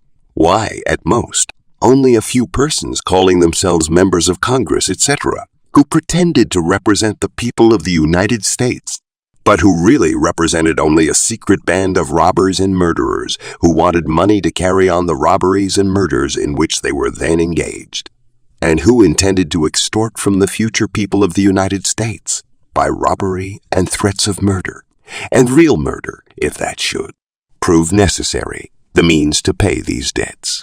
This band of robbers and murderers, who were the real principals in contracting these debts, is a secret one, because its members have never entered into any open, written, avowed, or authentic contract by which they may be individually known to the world or even to each other. Their real or pretended representatives who contracted these debts in their name were selected, if selected at all, for that purpose secretly, by secret ballot, and in a way to furnish evidence against none of the principals individually. And these principals were really known individually, neither to their pretended representatives who contracted these debts in their behalf, nor to those who lent the money. The money, therefore, was all borrowed and lent in the dark, that is, by men who did not see each other's faces or know each other's names, who could not then and cannot now identify each other as principals in the transactions, and who consequently can prove no contract with each other. Furthermore, the money was all lent and borrowed for criminal purposes, that is, for purposes of robbery and murder, and for this reason the contracts were all intrinsically void, and would have been so, even though the real parties, borrowers and lenders, had come face to face and made their contracts openly in their own proper names. Furthermore, this secret band of robbers and murderers, who were the real borrowers of this money, having no legitimate corporate existence, have no corporate property with which to pay these debts. They do indeed pretend to own large tracts of wild lands lying between the Atlantic and Pacific Oceans and between the Gulf of Mexico and the North Pole. But on general principles of law and reason, they might as well pretend to own the Atlantic and Pacific Oceans themselves, or the atmosphere and the sunlight, and to hold them and dispose of them for the payment of these debts. Having no corporate property with which to pay what purports to be their corporate debts, this secret band of robbers and murderers are really bankrupt. They have nothing to pay with. In fact, they do not propose to pay their debts otherwise than from the proceeds of their future robberies and murders. These are confessedly their sole reliance, and were known to be such by the lenders of the money at the time the money was lent. And it was, therefore, virtually a part of the contract that the money should be repaid only from the proceeds of these future robberies and murders. For this reason, if for no other, the contracts were void from the beginning. In fact, these apparently two classes, borrowers and lenders, were really one and the same class. They borrowed and lent money from and to themselves. They themselves were not only part and parcel, but the very life and soul of this secret band of robbers and murderers who borrowed and spent the money. Individually, they furnished money for a common enterprise, taking in return what purported to be corporate promises for individual loans. The only excuse they had for taking these so-called corporate promises for individual loans by the same parties was that they might have some apparent excuse for the future robberies of the band, that is, to pay the debts of the corporation, and that they might also know what shares they were to be respectively entitled to out of the proceeds of their future robberies. Finally, if these debts had been created for the most innocent and honest purposes, and in the most open and honest manner, by the real parties to the contracts, these parties could thereby have bound nobody but themselves, and no property but their own. They could have bound nobody that should have come after them, and no property subsequently created by or belonging to other persons. Chapter 18. The Constitution having never been signed by anybody, and there being no other open, written, or authentic contract between any parties whatever, by virtue of which the United States government, so called, is maintained, and it being well known that none but male persons of 21 years of age and upwards are allowed any voice in the government, and it being also well known that a large number of these adult persons seldom or never vote at all, and that all those who do vote do so secretly, by secret ballot, and in a way to prevent their individual votes being known, either to the world or even to each other, and consequently, in a way, to make no one openly responsible for the acts of their agents or representatives. All these things being known, the questions arise: who compose the real governing power in the country? Who are the men, the responsible men, who rob us of our property, restrain us of our liberty, subject us to their arbitrary dominion, and devastate our homes, and shoot us down by the hundreds of thousands if we resist? How shall we find these men? How shall we know them from others?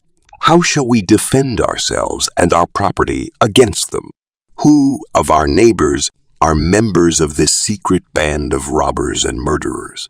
How can we know which are their houses, that we may burn or demolish them? Which their property, that we may destroy it? Which their persons, that we may kill them and rid the world and ourselves of such tyrants and monsters?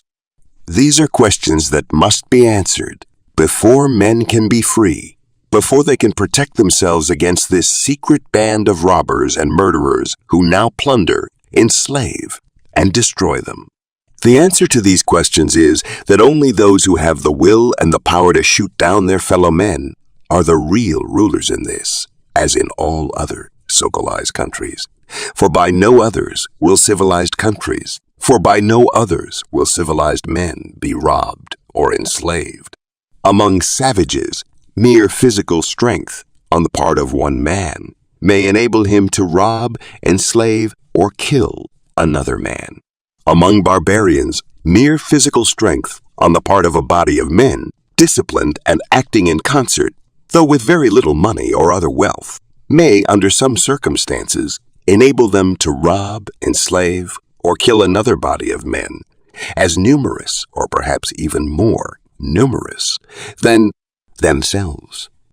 And among both savages and barbarians, mere want may sometimes compel one man to sell himself as a slave to another.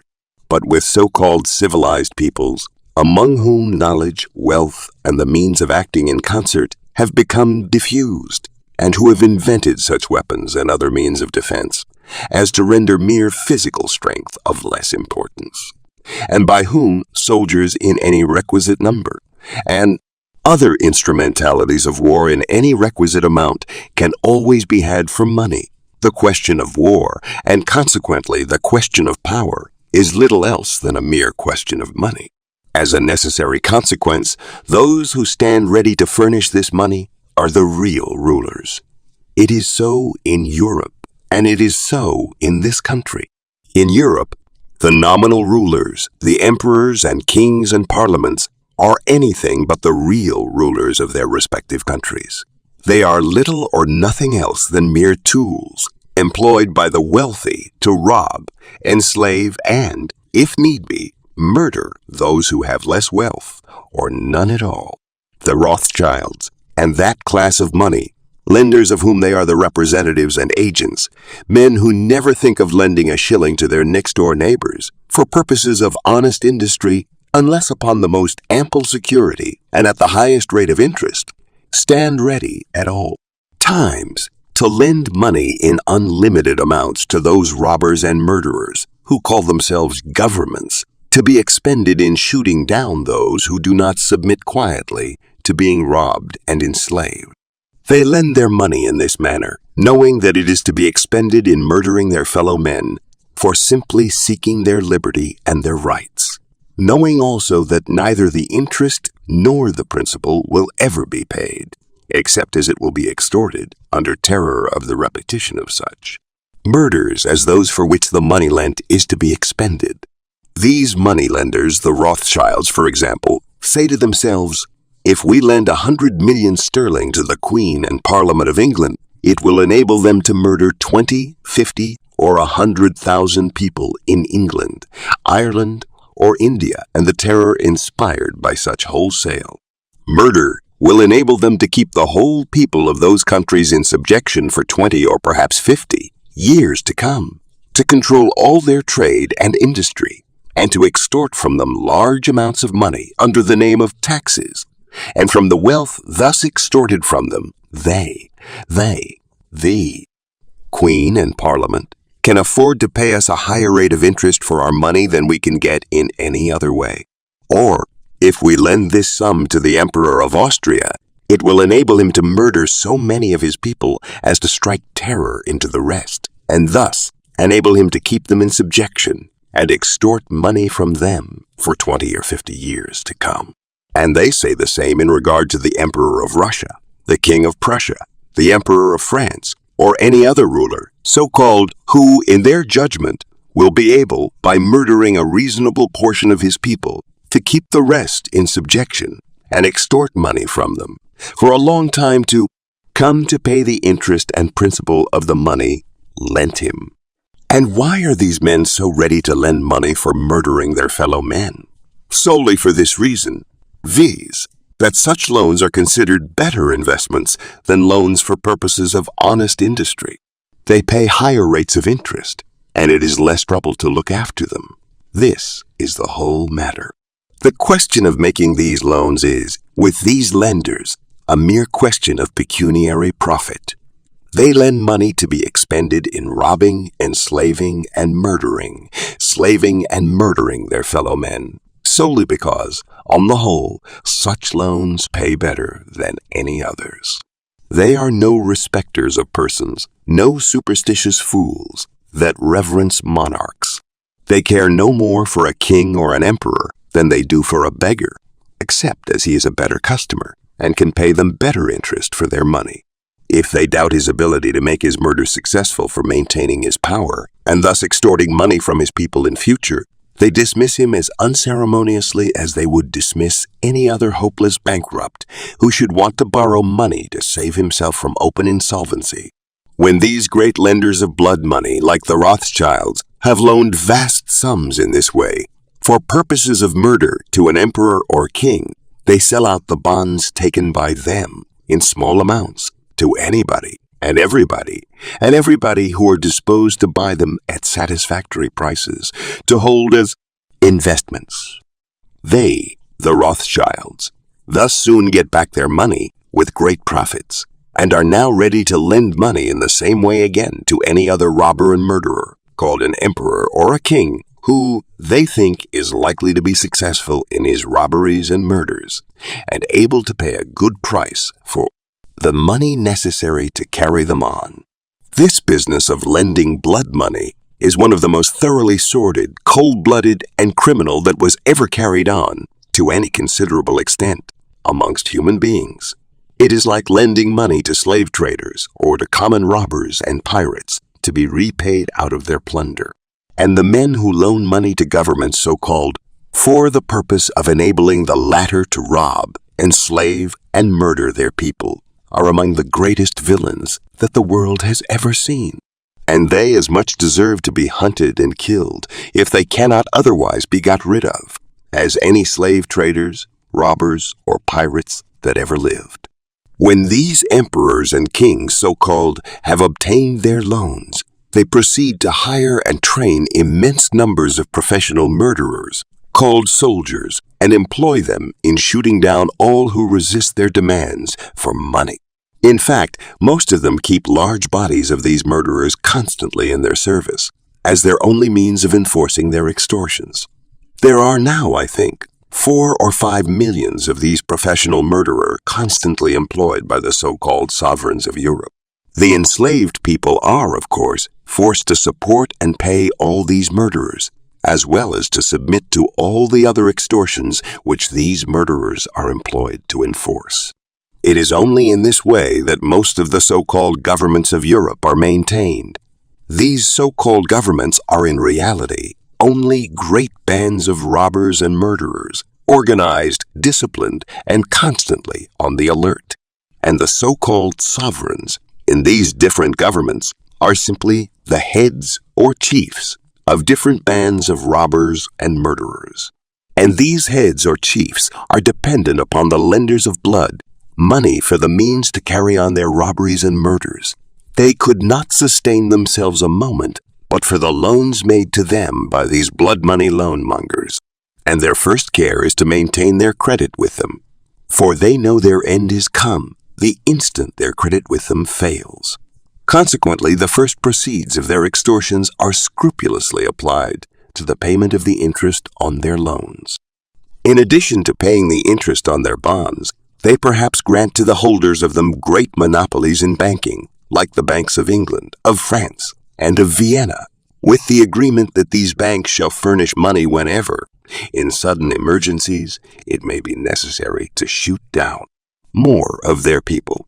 Perhaps also by means of tariffs on competing imports, they give great monopolies to certain branches of industry in which these lenders of blood money are engaged.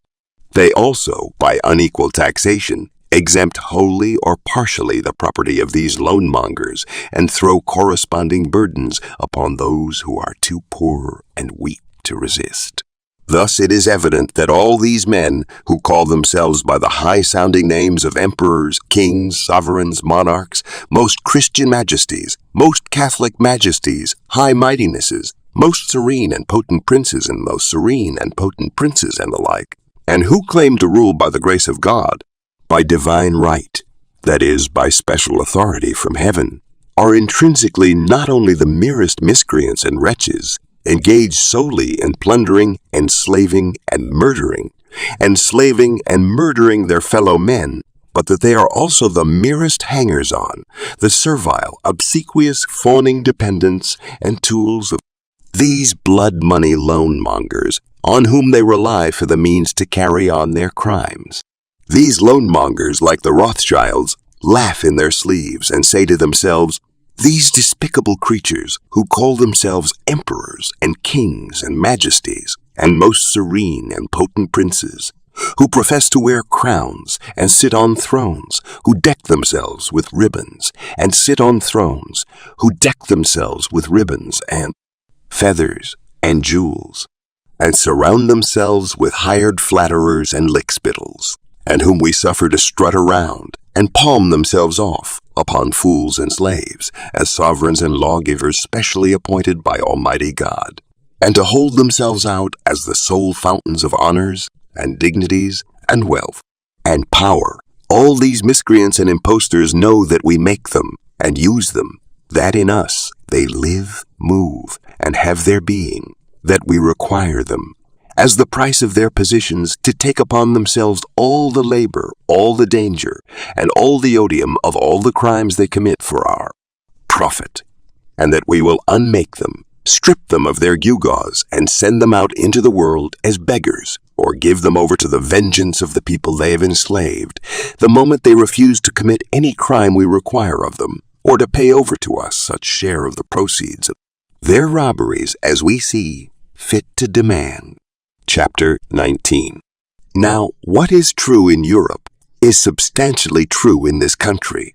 The difference is the immaterial one, that in this country there is no visible, permanent head or chief of these robbers and murderers who call themselves the government.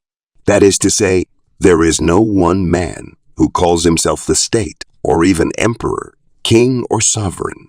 No one who claims that he and his children rule by the grace of God, by divine right, or by special appointment from heaven.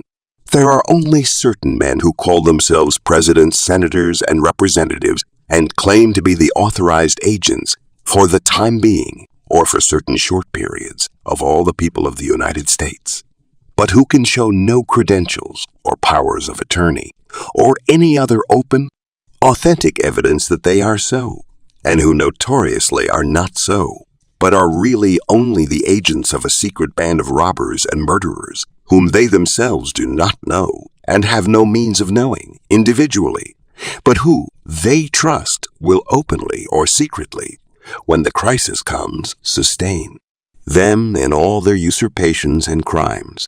What is important to be noticed is that these so-called presidents, senators, and representatives, these pretended agents of all the people of the United States, the moment their exactions meet with any formidable resistance from any portion of the people, themselves are obliged, like their co-robbers and murderers in Europe, to fly at once to the lenders of blood money for the means to sustain their power.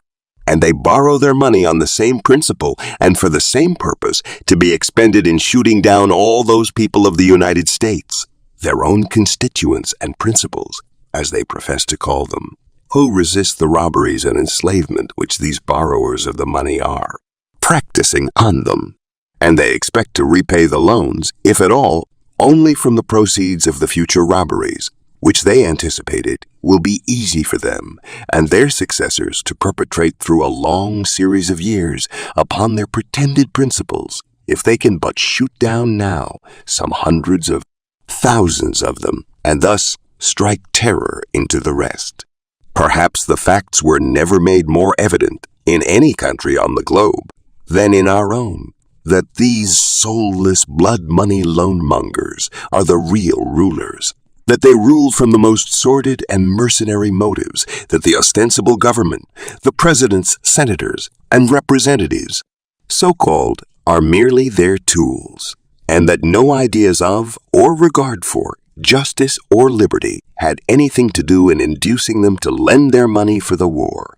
In proof of all this, look at the following facts. Nearly 100 years ago, we professed to have got rid of all that religious superstition inculcated by a servile and corrupt priesthood in Europe, that rulers, so-called, derived their authority directly from heaven, and that it was consequently a religious duty on the part of the people to obey. Then, we professed long ago to have learned that governments could rightfully exist only by the free will and on the voluntary support of those who might choose to sustain them. We all profess to have known long ago that the only legitimate objects of government were the maintenance of liberty and justice, equally for all. All this we had professed for nearly 100 years, and we professed to look with pity and contempt upon those ignorant, superstitious, and enslaved peoples of Europe who were so easily kept in subjection by the frauds and force of priests and kings.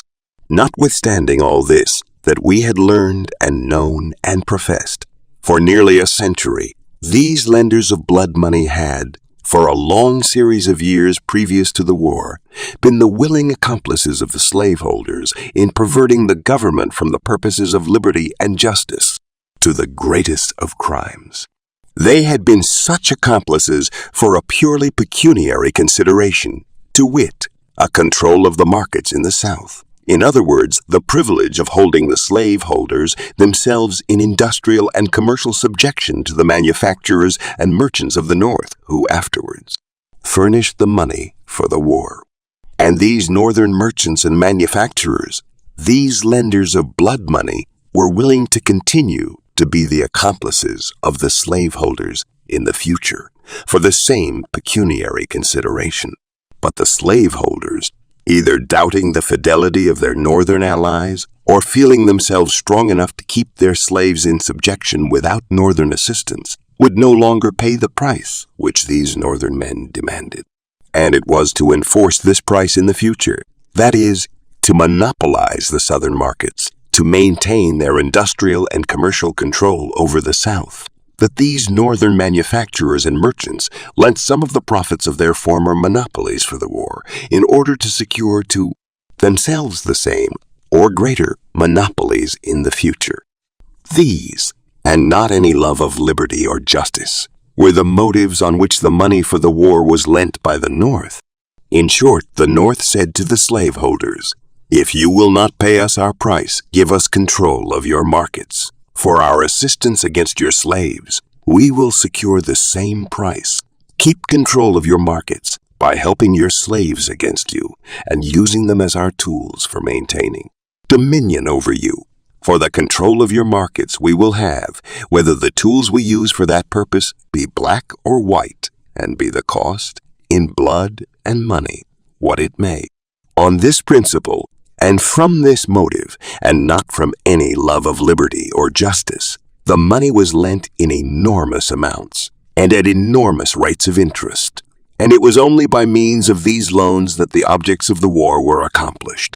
And now, these lenders of blood money demand their pay, and the government, so-called, becomes their tool, their servile, slavish, villainous tool, to extort it from the labor of the enslaved people, both of the North and the South.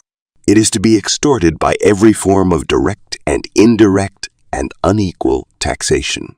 Not only the nominal debt and interest, enormous as the latter was, are to be paid in full, but these holders of the debt are to be paid still further, and perhaps doubly, triply, or quadruply paid, by such tariffs on imports as will enable our home manufacturers to realize enormous prices for their commodities. Also by such monopolies in banking as will enable them to keep control of, and thus enslave and plunder, the industry and trade of the great body of the northern people themselves. In short, the industrial and commercial slavery of the great body of the people, North and South, black and white, is the price which these lenders of blood money demand and insist upon and are determined to secure in return for the money lent for the war. This program having been fully arranged and systematized, they put their sword into the hands of the chief murderer of the war and charge him to carry their scheme into effect. And now he, speaking as their organ, says, "Let us have peace." The meaning of this is, submit quietly to all the robbery and slavery we have arranged for you, and you can have peace. But in case you resist, the same lenders of blood, money, who furnish the means to subdue the South, will furnish the means again to subdue you. These are the terms on which alone this government, or with few exceptions, any other ever gives peace to its people. The whole affair, on the part of those who furnish the money, has been, and now is, a deliberate scheme of robbery and murder, not merely to monopolize the markets of the South, but also to monopolize the currency and thus control the industry and trade, and thus plunder and enslave the laborers of both North and South. And Congress and the President are today the merest tools for these purposes. They are obliged to be, for they know that their own power, as rulers so-called, is at an end the moment their credit with the blood money loan mongers fails. They are like a bankrupt in the hands of an extortioner. They dare not say nay to any demand made upon them, and to hide at once, if possible, both their servility and their crimes, they attempt to divert public attention by crying out that they have abolished slavery, that they have saved the country, that they have saved the country, that they have saved the country, that they have preserved our glorious Union, and that, in now paying the national debt, as they call it, as if the people themselves, all of them who are to be taxed for its payment, had really and voluntarily joined in contracting it. They are simply maintaining the national honor. By maintaining the national honor, they mean simply that they themselves, open robbers and murderers, assume to be the nation, and will keep faith with those who lend them the money necessary to enable them to crush the great body of the people under their feet, and will faithfully appropriate from the proceeds of their future robberies and murders, enough to pay all their loans, principal and interest. The pretense that the abolition of slavery was either a motive or justification for the war is a fraud of the same character with that of maintaining the national honor. Who, but such usurpers, robbers, and murderers as they, ever established slavery? Or what government, except one resting upon the sword, like the one we now have, was ever capable of maintaining slavery? And why did these men abolish slavery? Not from any love of liberty in general, not as an act of justice to the black man himself, but only as a war measure, and because they wanted his assistance and that of his friends in carrying on the war they had undertaken for maintaining and intensifying that political, commercial, and industrial slavery to which they have subjected the great body of the people, both white and black. And yet, these impostors now cry out that they have abolished the chattel slavery of the black man, although that was not the motive of the war, as if they thought they could thereby conceal, atone for, or justify that other slavery which they were fighting to perpetuate and to render more rigorous and inexorable than it ever was before. There was no difference of principle, but only of degree, between the slavery they boast they have abolished and the slavery they were fighting to preserve. For all restraints upon men's natural liberty, not necessary for the simple maintenance of justice, are of the nature of slavery, and differ from each other only in degree. If their object had really been to abolish slavery or maintain liberty or justice generally, they had only to say, all, whether white or black, who want the protection of this government shall have it, and all who do not want it will be left in peace, so long as they leave us in peace, so long as they leave us in peace. Had they said this, slavery would necessarily have been abolished at once. The war would have been saved, and 1,000 times nobler union than we have ever had would have been the result. It would have been a voluntary union of free men, such a union as will one day exist among all men, the world over, if the several nations so-called shall ever get rid of the usurpers, robbers, and murderers, called governments that now plunder, enslave, and destroy them. Still another of the frauds of these men is that they are now establishing, and that the war was designed to establish, a government of consent. The only idea they have ever manifested as to what is a government of consent is this, that is one to which everybody must consent or be shot. This idea was the dominant one on which the war was carried on, and it is the dominant one now that we have got what is called peace. Their pretenses that they have saved the country and preserved our glorious union are frauds like all the rest of their pretenses. By them, they mean simply that they have subjugated and maintained their power over an unwilling people. This they call saving the country, as if an enslaved and subjugated people, or as if any people kept in subjection by the sword, as it is intended that all of us shall be hereafter, could be said to have any country. This, too, they call preserving our glorious union, as if there could be said to be any union, glorious or inglorious, that was not voluntary, or as if there could be said to be any union between masters and slaves, between those who can conquer and those who are subjugated. All these cries of having abolished slavery, of having saved the country, of having preserved the union, of establishing a government of consent, and of maintaining the national honor, are all gross, shameless, transparent cheats, so transparent that they ought to deceive no one. When uttered as justifications for the war, or for the government that has succeeded the war, or for now compelling the people to pay the cost of the war, or for compelling anybody to support a government that he does not want. The lesson taught by all these facts is this: as long as mankind continue to pay national debts, so-called, that is, so long as they are such dupes and cowards as to pay for being cheated, plundered, enslaved, and murdered, so long there will be enough to lend the money for those purposes. And with that money a plenty of tools, called soldiers, can be hired to keep them in subjection. But when they refuse any longer to pay for being thus cheated, plundered, enslaved, and murdered, they will cease to have cheats and usurpers, and robbers, and murderers, and robbers, and murderers, and blood money loan mongers for masters. Appendix. Inasmuch as the Constitution was never signed, nor agreed to by anybody as a contract, and therefore never bound anybody, and is now binding upon nobody, and is moreover such an one as no people can ever hereafter be expected to consent to, except as they may be forced to do so at the point of the bayonet, it is perhaps of no importance what its true legal meaning, as a contract is.